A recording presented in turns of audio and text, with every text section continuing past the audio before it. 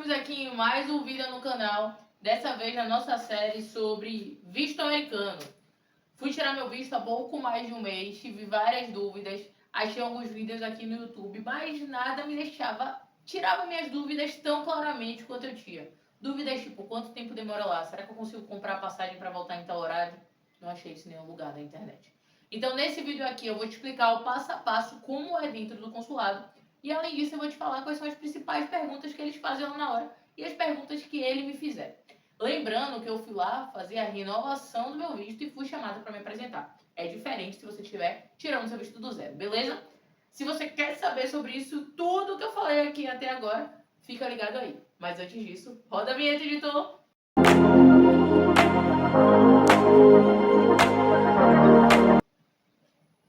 Então, bora lá! Começando do basicão aqui, né? Como é dentro do consulado, o que eu posso levar, o que eu não posso levar, qual roupa que eu devo usar. Primeiro, não precise nada muito arrumado, tá bom? Mas também não vai de chinelo, não é verdade? Vá com uma roupa como se você estivesse indo pro shopping, por exemplo. Tá mais do que suficiente. Dentro do consulado é um ambiente que, na verdade, você está em território americano, beleza? Então é importante você ficar ali tranquilo na sua, sem muito estresse, levar sua pastinha de documentos, que eu sempre indico a ela ser transparente, para a galera ver o que tem dentro. É importante que você leve os documentos, que esses documentos fiquem visíveis durante todo o processo. Quando você chega no consulado, no primeiro momento ele vai pegar o papel, vai escanear, que tem atrás do seu passaporte, beleza? Aí ele vai ver lá o horário que está marcado, o dia que está marcado e vai liberar a sua entrada. Logo na entrada tem um raio-x. É importante dizer que não pode levar celular, não pode levar chave, não pode levar smartwatch, não pode levar nada que impeça aquela sua entrada no consulado, porque existe um raio-x, tá bom? Nenhum eletrônico é permitido. Então bora você tentar isso. Depois que você passa por esse raio-x, você entra em uma primeira fila. Essa primeira fila você vai entregar o seu passaporte e vai esperar sentadinho até o momento que você vai ser chamado para uma segunda fila, beleza? Lembrando que ninguém tem celular, então fica aquele momento assim, meio tipo, conversa com alguém, não conversa com ninguém, puxa um papo. Se você for minimamente sociável, você pode procurar um assunto ali naquela fila, tá? Mas de forma geral, as pessoas ficam muito quietas, não tem televisão, não tem nada, mal tem relógio, certo? Te chamam para a segunda fila. Se você já tiver tirado suas digitais e já tiver a foto, você vai direto para a fila da entrevista. Se você ainda não tiver tirado as digitais e nem tirado a foto, você vai ficar nessa primeira fila para tirar as digitais e tirar a sua foto. Beleza? Como o meu estava em processo de renovação e eu já tinha feito os meus digitais, se você tiver tirado seu passaporte com mais de 14 anos, esse processo também já aconteceu para você. Se você tiver tirado a primeira vez com menos de 14 anos e estiver nesse processo de renovação, você vai precisar botar suas digitais lá, beleza? Então, se você tem menos de 14 anos e foi chamado para se apresentar no consulado, é bem provável que tenha sido por causa das digitais. Não precisa nem ficar preocupado. Certo? Vamos voltar aqui. Aí você entra na fila para a entrevista. A fila da entrevista parece que você está indo para a foca. Todo mundo calado, nervoso, ninguém fala nada. Tem uma galera que está suando. Você vê na cara das pessoas aquele ar de pânico. Então, o mais importante é que você fique tranquilo. Você tem que ter mais do que claro na sua cabeça tudo que você colocou no DSM-5. Então, se você tem alguma dúvida, se você acha que você não está preparado para fazer isso sozinho, contrate uma assessoria. Ela vai ser fundamental, tanto para te deixar mais tranquilo, quanto para você não errar em nada. Porque o processo de preenchimento do DS é extremamente chato. Vai ficar aqui no link abaixo a assessoria que eu contratei, que para mim foi assim, fundamental, sensacional. Eu indico de olhos fechados, beleza? Mas vamos voltar. Você vai entrar na fila. A fila é uma fila que não existe fila preferencial, oficialmente. Então, se chegar uma pessoa idosa, ou se chegar alguém que necessita de condições especiais para aquela fila, ela vai entrar na sua frente, mas existe lá um funcionário do consulado que vai fazer essa organização. Eu cheguei no consulado às 8 horas da manhã.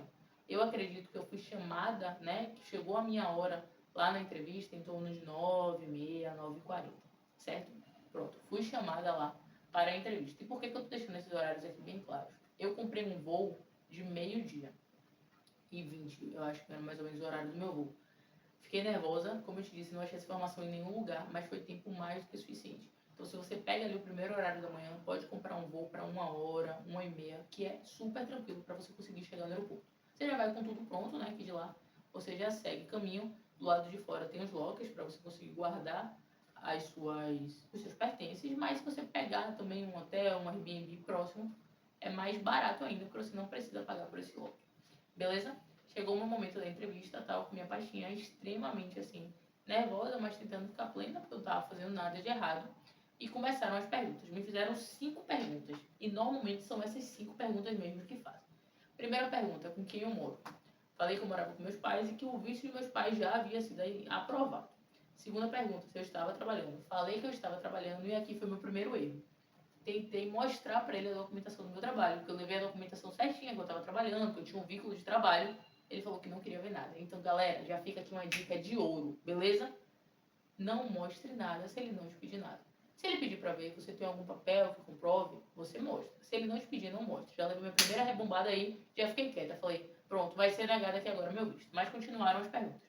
Perguntaram se eu tinha irmãos. Respondi a pergunta também. Perguntaram qual era a próxima viagem que eu tinha comprada, que eu iria fazer. Eu ia viajar um mês depois, eu iria para o Uruguai.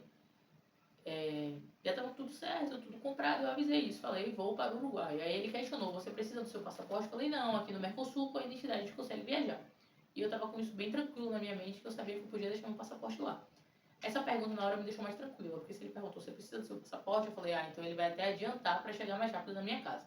Foi exatamente isso que aconteceu. Eu nem precisava do meu passaporte, mas o meu passaporte, com o meu visto aprovado, chegou na minha casa uns 4 dias depois que eu me apresentei lá no consulado. E a última pergunta, né, que ele fez para mim foi quando eu pretendia ir aos Estados Unidos. E eu falei que eu pretendia ir em outubro com meus pais para ir para Orlando. Isso não era uma informação verdadeira, mas foi uma informação que eu coloquei no DS. Então eu tenho que falar. Então vá apropriado do que você respondeu no DS, porque ele vai te perguntar coisas que você já respondeu lá. Ele só não quer que tenha dualidade de respostas, beleza? Então tudo que você colocou no seu DS, você tem que ter na ponta da língua. E isso é mais do que suficiente para o seu visto estar aprovado, certo? Coisas importantes de você levar, coisas que mostrem o seu vínculo com o Brasil. Ele não quer que você ganhe muito dinheiro, ele não quer que você seja rico, ele só quer que você vá e você volte, beleza? Coisas importantes, vínculo trabalhista, imóveis, carro, moto, bens, né? Coisas que falam, poxa, se ele tem um apartamento, se ele tem um carro, não tem porque ele ir e largar aí, entendeu? Então essas coisas são importantes você levar, coisas que mostrem que você vai retornar para o Brasil. Outra coisa importante, você tá calmo, você tá sereno, a face da gente, a cara da gente mostra muito, você ir tranquilo em relação a isso.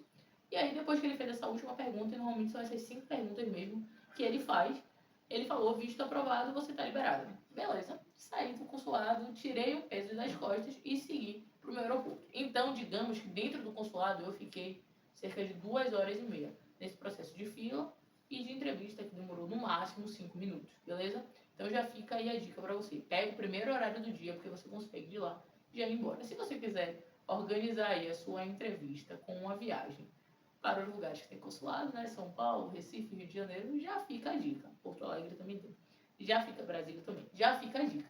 Mas se você, como eu, foi num processo realmente de bate e volta, organizar certinho esses horários para você conseguir otimizar o tempo que você vai ficar fora é muito importante, beleza?